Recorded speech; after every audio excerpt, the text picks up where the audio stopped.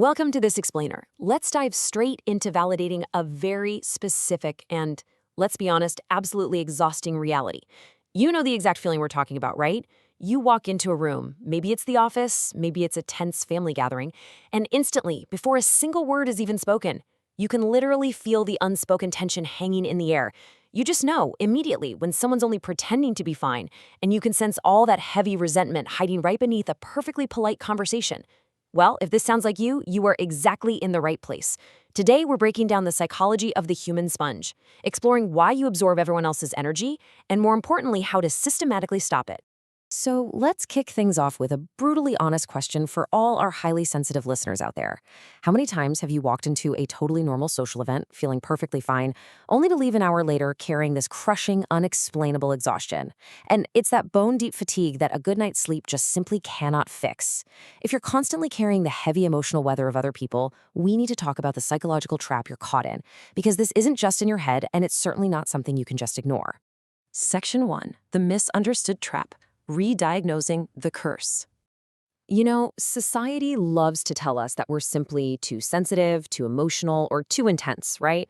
They tell you to just build some walls and try to turn down the volume on the world. But actually, Carl Jung, one of the most profound psychologists in history, had a completely different take. He brilliantly recognized this not as some kind of flaw, but as an advanced perceptual intelligence. He called people with this trait feeling perceivers. Your nervous system is quite literally calibrated to frequencies of human behavior that the vast majority of the population broadcasts but just completely misses. You are picking up on invisible psychological signals. It's an incredible gift for sure, but without the right psychological architecture in place, yeah, it feels exactly like a curse. Moving on to Section 2, the psychology of absorption, the danger of the dissolving boundary. Jung actually had a specific term for this brutal reality. He called it participation mystique. It's this highly specific psychological state where your internal frequency is so incredibly tuned to the emotional field of your environment that the boundary between where you end and other people begin completely vanishes. The real danger of being a feeling perceiver is that you don't just observe emotional dynamics intellectually from afar. No, you absorb them physically. When someone in the room is carrying unresolved pain or suppressed anger, you literally feel it as a physical pressure inside your own chest. You essentially become an instrument of collective feeling. And the real-world cost of this participation mystique? It's profound identity erosion.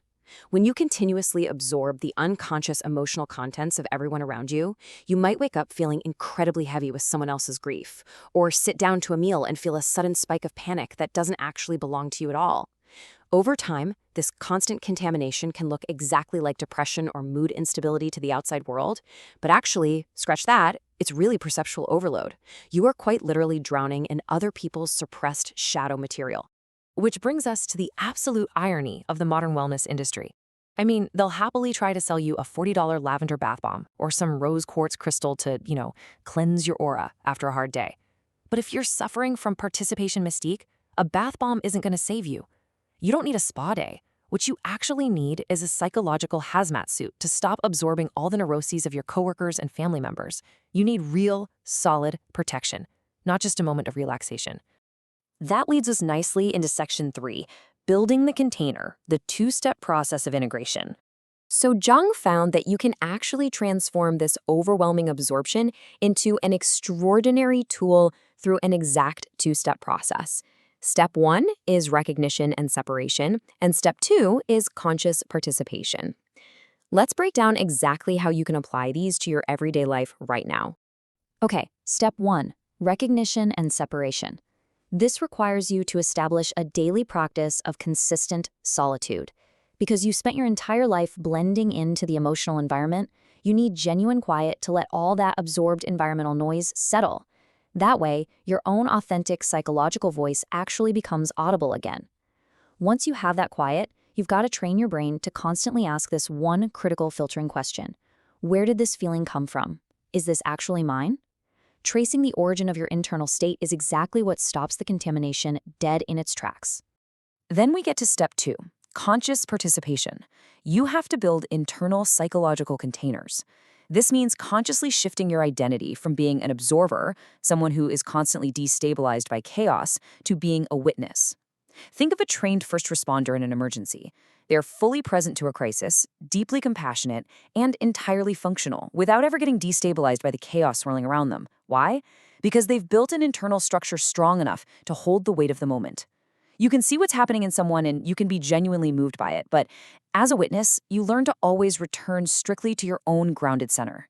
Now, this right here is the ultimate test of your energetic boundaries, and I really want you to actively engage with this right now. Look inward and ask yourself, whose specific emotional weather have you been unconsciously carrying this week? Is it a stressed out boss, a frustrated partner, maybe an anxious parent?